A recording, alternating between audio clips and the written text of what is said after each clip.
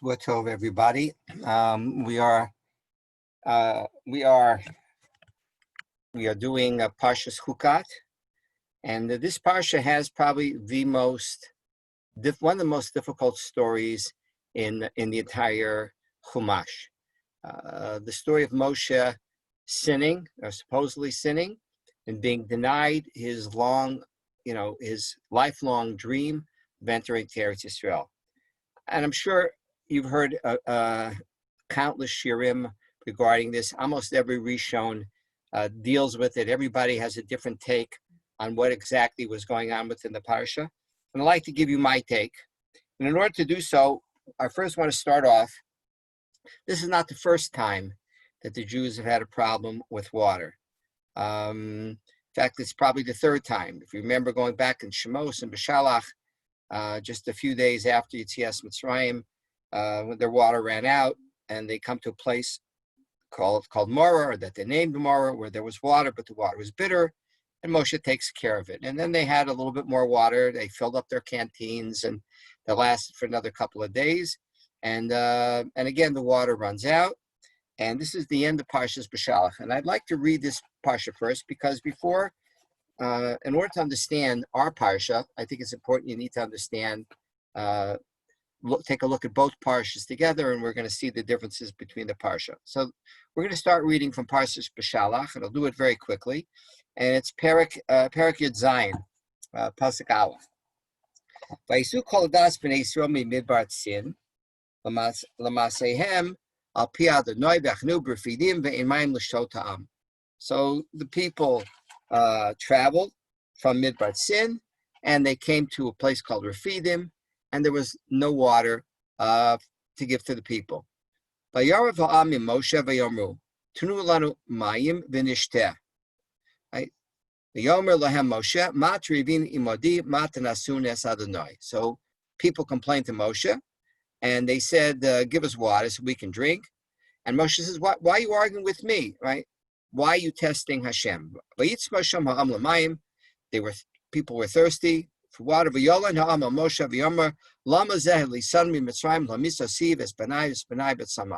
do you take us out of Egypt? So we should die of thirst, we and our cattle. What am I going to do with these people? A little bit longer, and they're gonna stone me. So God said the following to Moshe. This is what you should do. Avor lifnei ha'am, v'kach itcha miziknei Yisrael, u'matcha asher kisa bo hatior, kach b'yadcha v'halachta. Pass in front from the people. Now listen carefully. And take with you a representation from the elders of Israel. And the stick that you use to hit the river, kach b'yadcha, take it in your hand and go. Where are you supposed to go? I will be standing, waiting for you by the rock at Chorev. You should hit the rock. And by hitting it, water will come out from you. You'll give the people to drink. Moses did this in front of the eyes of the elders of Israel. They call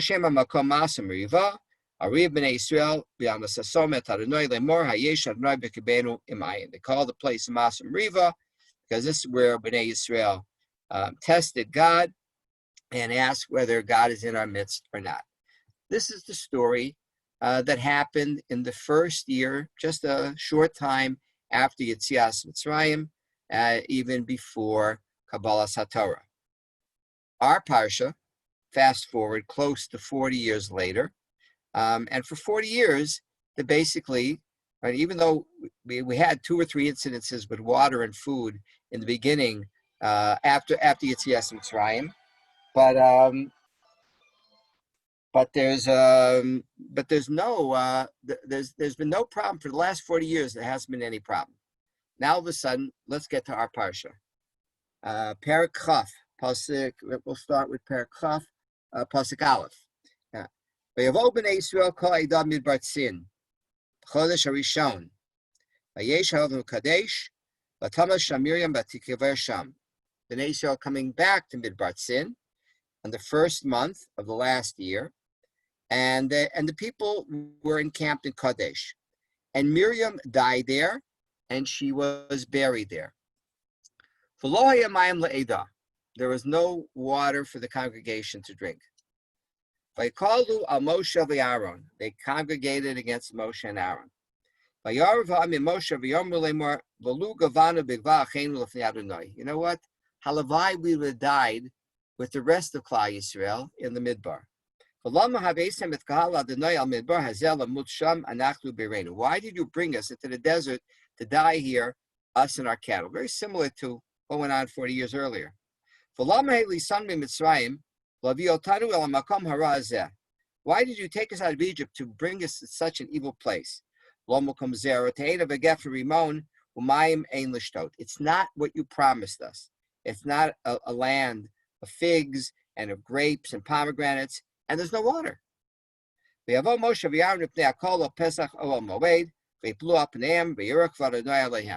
Moshe and Aaron go to the Old Moed, they fall on their faces, and the presence of God appears to them. Remember, so almost 38 years God hasn't spoken to Moshe. So God says to Moshe, saying, here's what you should do. Listen carefully this time. Take the stick and congregate the people, you and your brother Aaron. And you should speak to the rock before their eyes. And it will give its water. And you should bring forth for them water from the rock. And you'll give to drink to the congregation and to their cattle. Vayikach Moshe et hamater milifnei Adonai kasher tzivo. Moshe took the stick that was before God as he had been commanded. Vayakilu Moshe v'Aaron et hakol al pnei hasala. Moshe and Aaron gathered the people in front of the rock. Vayomer lahem, and he said to them, Shimu no hamorim, listen, you rebellious ones. Hamin hasela hazeh notzi lachem mayim. Am I going to bring water for you out from this rock? Vayara Moshe et yado. Moshe lifted up his hand. Vayachas hasela b'mateu pamayim, and he hit the rock with his stick twice. Vayetzu mayim rabim, and a tremendous amount of water emerged. Ateish ta'ida ubiram, and he gave to drink the congregation and their cattle. Everything would have stopped here. That would be it. We'd be fine.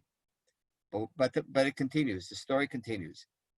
V'yomer Adonai Moshe v'Aaron, Yan lo hamantem bi, latisheni leinei b'nei Yisrael, l'chein lo taviu et hakol hazeh al ha'aretz asher natati lahem. God said to Moshe and Aaron, because you did not believe in me to sanctify me in front of the eyes of the children of Israel, therefore you should not bring this congregation into the land that I have given to them. Hema me Meriva, these are the waters of Meriva, Asher Ravu b'nei Yisrael Adonai v'kadesh bam, that b'nei Yisrael argued with God, and God was sanctified through them. End the story. Okay, so what are the problems that we have in the story? I mean, if we were having a classroom, you'd be able to raise your hands and tell me what your problems are. Now you're only going to hear probably mostly my problems on the story. Problem number one, of course, is in both cases, why was there no water? Even when you go back to B'Shalach, you're in a midbar. One of the first things we're told when we go on a tiyul, any tiyul, whether you're going on a tiyul with yeshiva, or you're going on any type of tiyul, especially if you're going to the desert, you need a hat and you need 3 liters of water daily, minimum. You don't have the water, you can't come on the tiyul. So one of the first things God has to be concerned about when he has 3 million people in the desert, men, women, children, babies, you have to have water, minimum, the minimum. So why is it when God could run, a 5-star tiyul, why is it that there's no water and there's no water in sight? Question number one. And this is true again in Shemos and in Bamidbar. Well, this is a second question. It's a question that is basically then when you compare the two stories.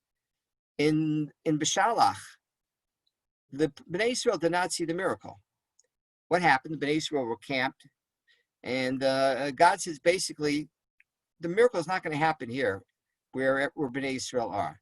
You're to take a small representation from the people, the Zakanim, how many the Zakanim we don't know, whoever the Zakanim were, and you will go with them to Chorev. What is Chorev? It doesn't mean Chorev Elementary School. It means to go to Har Sinai. And I'll be waiting for you there by a rock, and you hit the rock in front of them. So there, it's a very small amount of people that see the miracle taking place, whereas in our parsha, it seems that the entire Klal Yisrael were there. In fact, we'll see, where they were seated for this miracle. So why the difference between the two stories? Why in Shemos is Moshe told to hit the rock, whereas here he's given different instructions. He's told to speak to the rock. Now, there's another question, of course, if you noticed that the Hebrew term used for rock is different in Beshalach than in our Parsha. Beshalach, the word is sur, which is like a flint that has totally dried. It has absolutely no access to water, whereas in our Parsha, it's Selah, which might be a stone that underneath there is water, or that might contain access to water. We may not necessarily answer why the difference between these two things that the Malbim deals with. If you want an answer that, we're probably not going to deal with that this evening. Why does here Moshe also hits the rock, but he hits it twice. Why, in Beshalach he only hits it once, whereas here in Chukat, why is there the need to hit it twice? The biggest question, of course, that comes up is, what did Moshe do wrong? I mean, again, if we would have stopped the story in this week's Parsha before the response of HaKadosh Baruch Hu, we'd say, wow, Moshe did an unbelievable miracle. The water stopped, and he was told to take a stick, and now he takes the stick and he hits it, and people got water. They went home happy. They saw the presence of HaKadosh Baruch Hu. It was great. And then all of a sudden, Moshe comes back and he expects a Yashar Koyach from HaKadosh Baruch Hu, and instead he's basically told that your lifelong dream that you've been working for the last 40 years is going to be denied you. Here you're dealing with somebody who's worked, almost, I don't know, maybe not 24/7, but I would probably imagine 27. For the last 40 years, he's separated from his wife. He's the greatest Navi in history. And he's done almost everything that you probably could have wanted from somebody.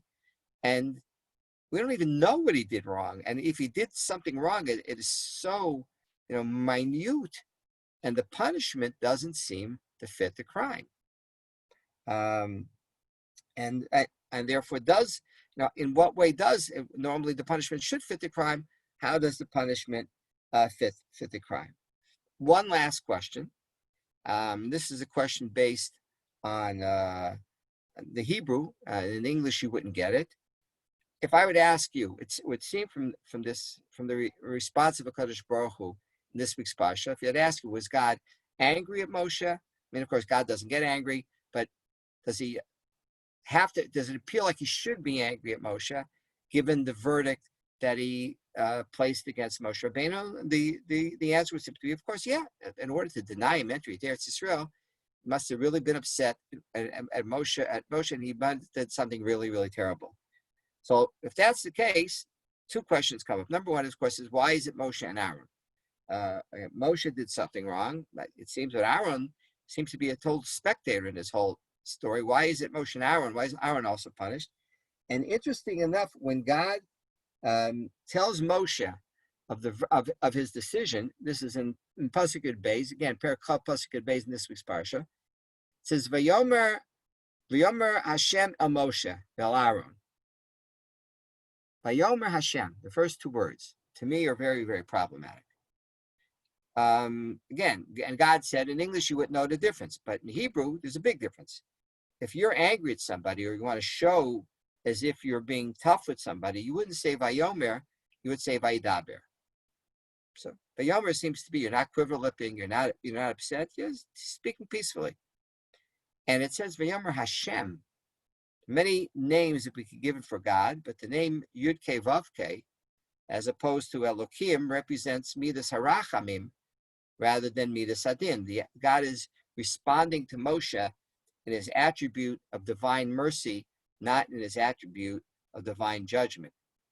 God is basically saying, Moshe, based on my abundant mercy and compassion to you, I am denying you the one dream that you had for the last 40 years and that you've worked for 40 years. If that's your compassion, HaKadosh Baruch Hu, then I don't know if I want to be part of the religion. How in the world do you explain that? Why is the verdict given as Vayomer Hashem rather than Vayidaber Elohim? Okay, I think these are the major questions that I have on the story. And what we're going to look at is simply, again, every Rishon has his own take on what exactly Moshe did wrong. We're going to look only at the explanation of Rashi, and we'll see that when we look into Rashi, he seems to create more problems than he solves. But I think at the end result, when you look at it, we might be able to get an insight into Rashi, into what's going on here. And I think Rashi's Pshat, to me, makes the most sense. Okay, so first of all, we're not going to read every Rashi in Perek Chaf Pasuk Aleph. Right, says as follows. Kol ha'edah. What does it mean, Kol ha'edah? We just find it here.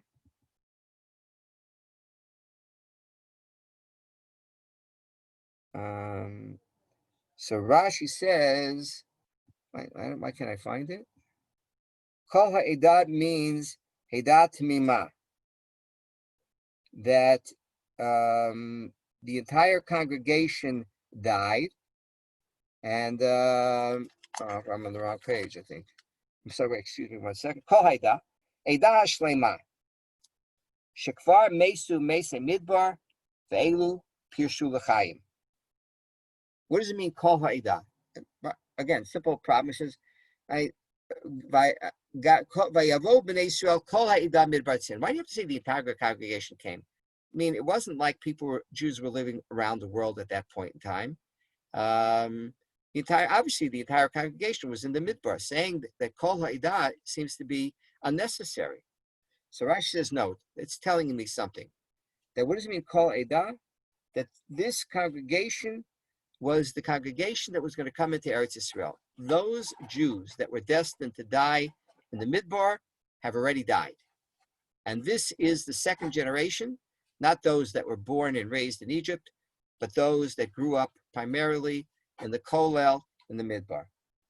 But Tamasha Miriam died there.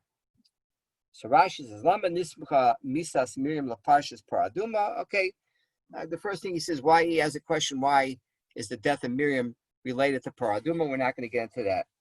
So, and then he says, Benashika, right? She died, Benashika. So Miriam dies there. Is that related to the story? So Kadireh, the idea, it does. Rashi Pasuk Beis. V'lo hayamayim le'eda. B'kan shekol 40 shana haya lehem be'er b'zchut Miriam. Says Rashi, that's the reason why there was no water. For 40 years, right? Yes, there was water. On whose chus, you have a miracle taking place. There's water in a desert. Who provided the merit that this miracle should occur? It was Miriam. In fact, the truth is, when you look back, we've discussed this before, Miriam was the catalyst for the whole Yetzias Mitzrayim story. When her father, the Gadol Ador, wanted to have people break up because during the time when Paro says, Kol ben hayilud hayoret hashaku, it was Dafka Miriam who says, no, you have to have faith in HaKadosh Baruch Hu.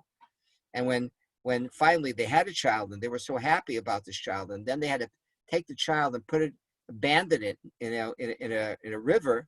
Her father said, "This was, this is what's happening. This is your dream. Look what's going to happen."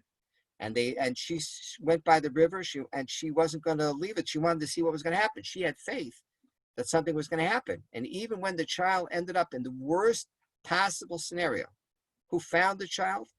The daughter of Paro, person who should have been the biggest enemy, one of the last people in the world that you would want to find that child.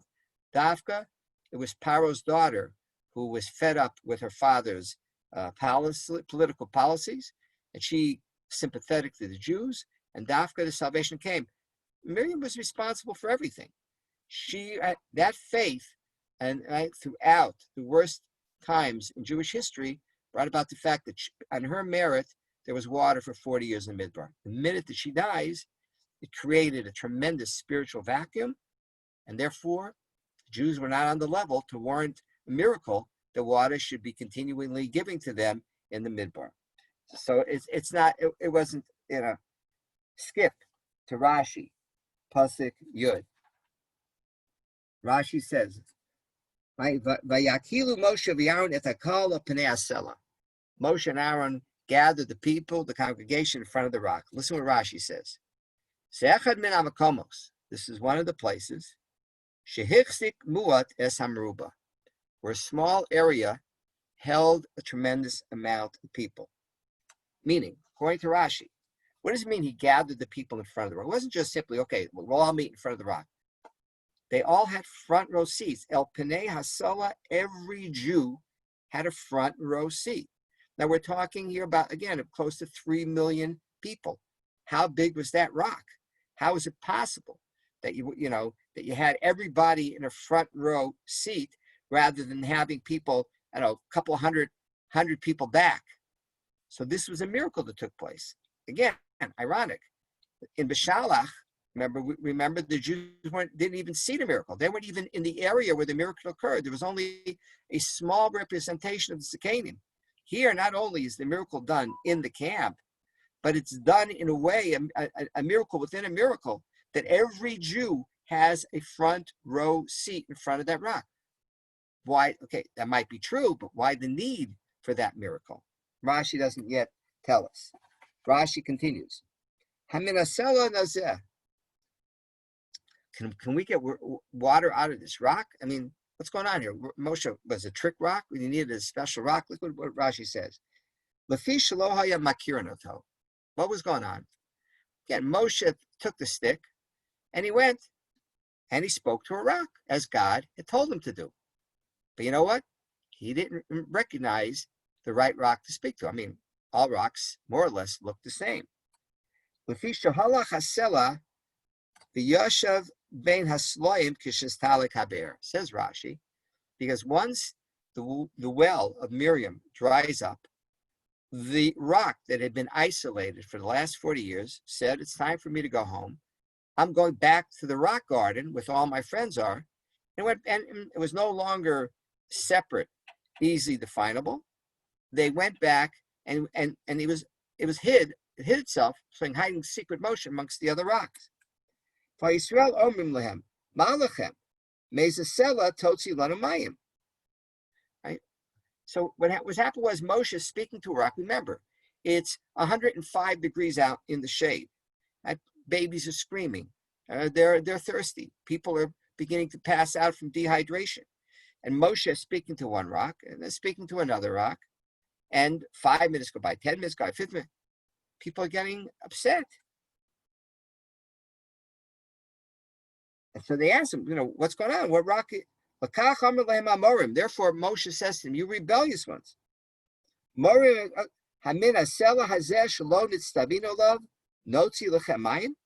Can I get water for you from a rock that I wasn't commanded to do so?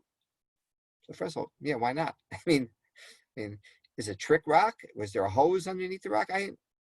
First of all, what's the difference what rock you go to? Did it have to be dafka from that? Was there holiness to that rock? But basically, what it seems, according to Rashi Pshat, Moshe follows the instructions that God gave him to a T. He goes, he speaks to a rock, but he's speaking to the wrong rock. One rock, second rock, a third rock. Okay, so Moshe got angry at the people. Pasuk Aleph, he hits the rock pamayim, twice. Lefisha brishona lahotzi elatipin, because the first time he hit it, right, only a couple of drops came out. Lefisha lotzi v'hamakam lahakoso, because God never commanded Moshe to hit the rock. Ela v'dibartem elasela, you should speak to the rock. V'hem dibru es acher below hotzi, but they were speaking to a different rock, and therefore no water came out. Amru, so Moshe and Aaron said, Shema tzarech lahakoso should be rishona. Maybe I was supposed to hit it. Maybe I misunderstood. Maybe I was supposed to hit the rock like we did in B'Shalach. Shenemar, v'hikisa batzur. This is going back to Shemos Parakid Zion. So, because again, you have to think about it. If Moshe was only supposed to speak to the rock, then why in the world did God tell Moshe to take the stick? Right? Moshe, he said clearly that Moshe was supposed to take the stick. So Moshe says, maybe I misunderstood. Maybe I spoke to the rock and nothing happened. Maybe I was supposed to do what I did in B'Shalach. So let me try it. What happened? Moshe's mazal, had he hit the wrong rock, nothing would have happened, because he wasn't commanded to hit or speak to this rock. It would have been an insignificant act. But when he decided to switch, because maybe I misunderstood HaKadosh Baruch Hu, right? His luck would happen. Dafka, the rock that he hit, was the rock that he was supposed to speak to. And therefore, when he hit it the first time, not a lot of water came out because he wasn't supposed to hit it. So what happens? He hit it a second time. Wait a minute. When he hit it a second time, what did God do? Tremendous amount of water came out. Well, why? If only drops came out the first time that you hit it, indicating that you weren't supposed to hit it, so then first of all, why did Moshe hit it a second time? And if he did hit it a second time, nothing should have come out. Instead, God rewarded him for making a second mistake and having a lot of water come out. Why? And he says, right, in the last Rashi, right, Pasuk Yud Beis, here's the clincher. Lachein lo taviu. It's not the beginning of Rashi Yud Beis, it's towards the end of Rashi Yud Beis, the last Rashi. Lachein lo taviu. God, in his attribute of mercy, says, Lachein. What does the word Lachein mean according to Rashi? B'Shavua. God raises up his hand and takes an oath. What does he say? Right? How do we know the word? Kamo Lachein nishpati leveit Eli. As we see the word Lachein used in regard to an oath, this is in Shmuel. Nishpa b'kfitza, immediately, on the spot, God gets up and takes an oath. Shlo yirbu b'tfila al kach. Because I don't want Moshe and Aaron starting to daven about what I'm about to tell them. And therefore, God doesn't only say that this is what's going to happen. He takes an oath that he can't go back on. I swear that you're not coming into Eretz Yisrael. Yan lo heman to be. Because once you start praying to me, I'm going to have to give in. You're probably, you're correct. And I don't want that to happen. So the question that we're left with, according to Rashi, is, Rashi thinks that he's making the situation better and trying to explain what exactly Moshe did wrong. But if you would ask me, who is the villain, according to Rashi, it's not Moshe and Aaron. The villain, can't even say such a thing, seems to be Kadosh Baruch Hu. What are you doing? Moshe starts off doing exactly what you wanted him to do. You have the rock play hide and seek with Moshe Rabbeinu. It's hidden. He's speaking to the wrong rock. The people are screaming, yelling. Unbelievable Chil Hashem is occurring. Maybe people are passing out. It might even be Pikuach Nefesh, And yet, and it's all you're playing games at Moshe Rabbeinu. Why are you doing that, Kodesh Baruch Hu? And then in your Midas Harachamim, you're taking a Shavua. What in the world is going on here? And what is Rashi trying to tell us? So I think what Rashi is trying to tell us is the difference between Parshat B'Shalach and Parshat Chukat. The first thing that Rashi tells us is that we're dealing with two totally different generations. In B'Shalach, we're dealing with the generation that came out of Mitzrayim. Right? They hadn't even received the Torah yet, and they needed a miracle. But on one basis, so you're going to give them a miracle. I mean, they had a lot of miracles in Egypt already. They already saw, 10 plagues. They saw Christians. These people, they were no different than the Egyptians. They didn't have enough, money in the bank account, any spiritual dividends in the bank account to warrant a miracle to be done with them. And that's what God is basically telling them in B'Shalach. You Jews cannot see the miracle happen. It's not being done b'schutchem. Who's it being done for? Moshe, you take the Zakanim, the people that suffered in Egypt, the people that took the blows for everybody else. They have some merit. You take them, and where are you going to take them? You're going to take them to Chorev. You're going to take them to Har Sinai. Why Dafka to Har Sinai?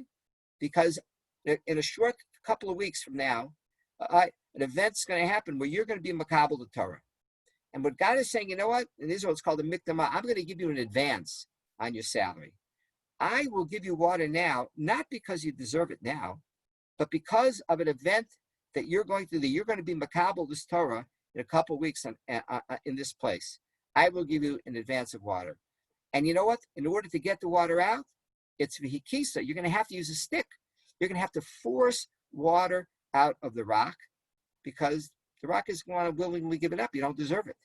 It doesn't feel the spirit, doesn't feel the moment. It's not willingly going to give up the water. The only way you're going to get it is by forcing it, not because you deserve it. That was the situation in B'Shalach. And that's why Moshe had to hit the rock. And that's why not everybody can see it. But that was 40 years ago. Now, 40 years later, Miriam dies. Again, they need water. God says this time, you're not going to give it the same way it happened 40 years ago. Now, if you want it, now listen even carefully to the pasuk. The pasuk says, "V'dibartem el hasela." This is again pasuk chet, plural. What do you mean v'dibartem el hasela? Why was it important that every Jew have a front row seat in front of the rock? Not that they should look at it as spectators. They were participants in this miracle. Each and every Jew had to be mispalel to HaKadosh Baruch Hu to give them water. The dibartem, plural, not just the dibartem Moshe and Aaron and the entire Jewish people.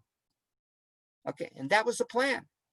And if the Jews would pray with tremendous kavanah and they would reach their spiritual potential, water would have come out. That was plan A. That was the lechatchila. That's what should have happened. But God said, you know what?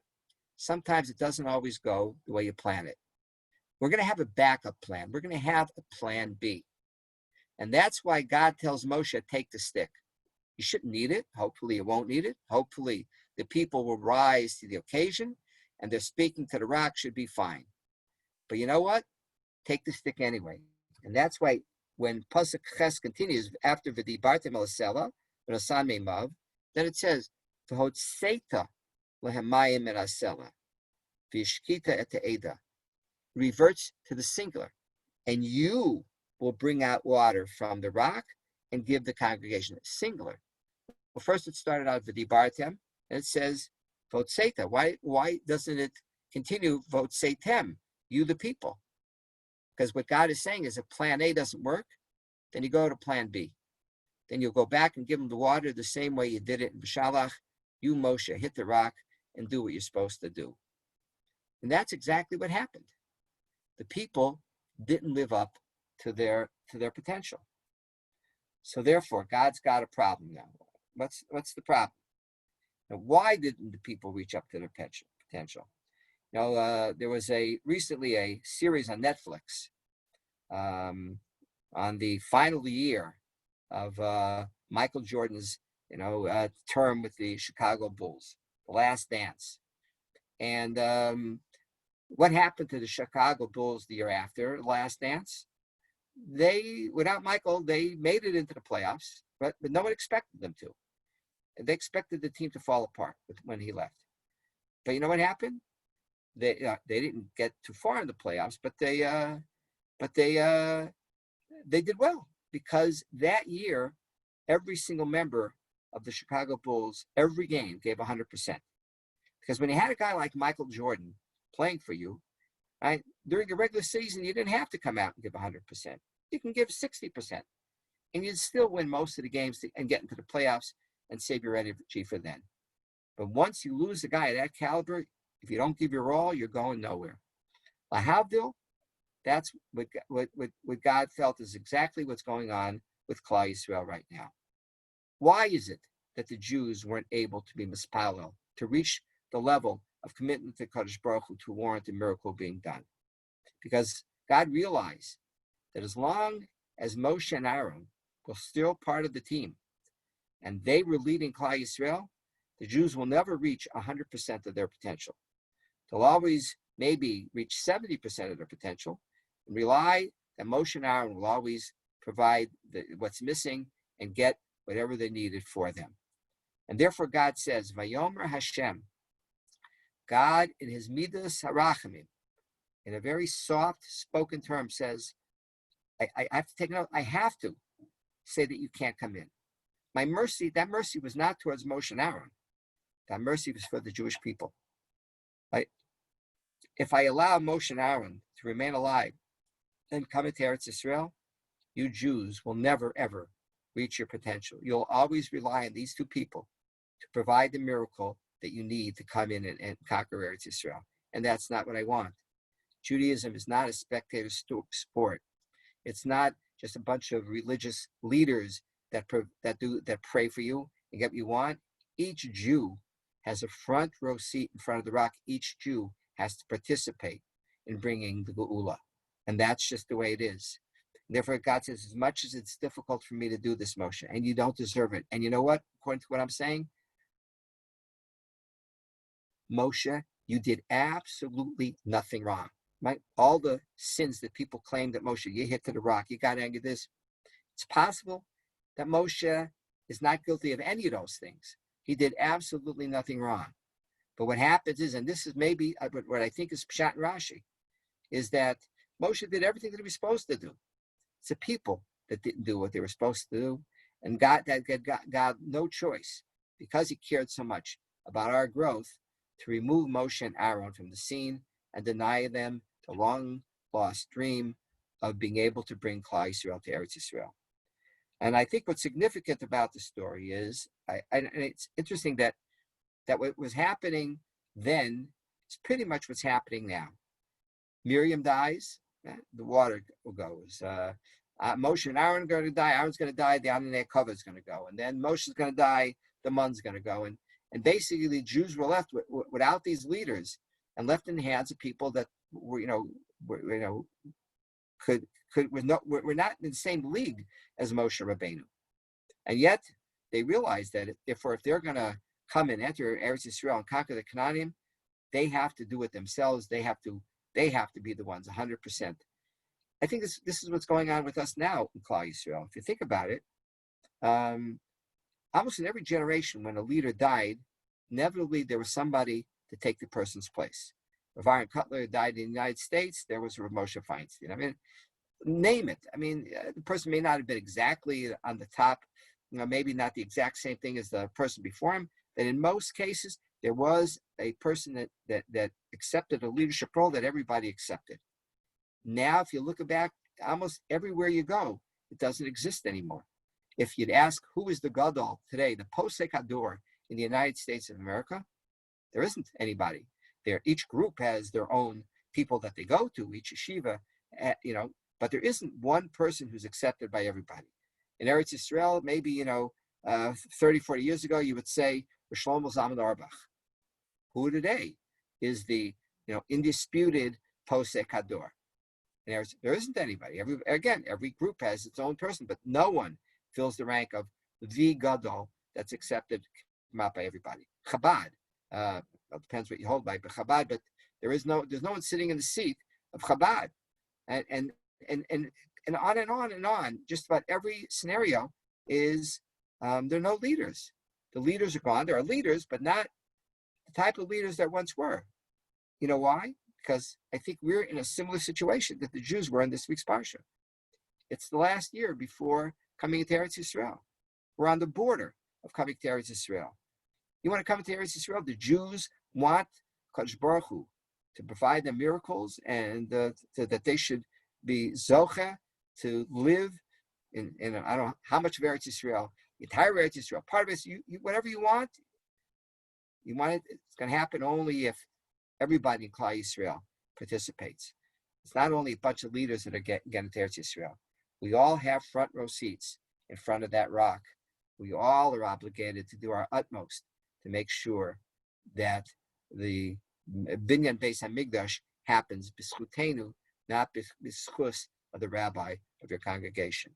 So if we look back in the story, according to what I'm saying, Moshe and Aaron didn't do anything wrong. Again, they followed instructions. It was not the leaders, it was the congregation that was responsible for what happened. Let's make sure that, at this time when we have the same opportunities to come to Israel, that we as the congregation do our job, participate in helping bring about the final Geulah. Shabbat Shalom.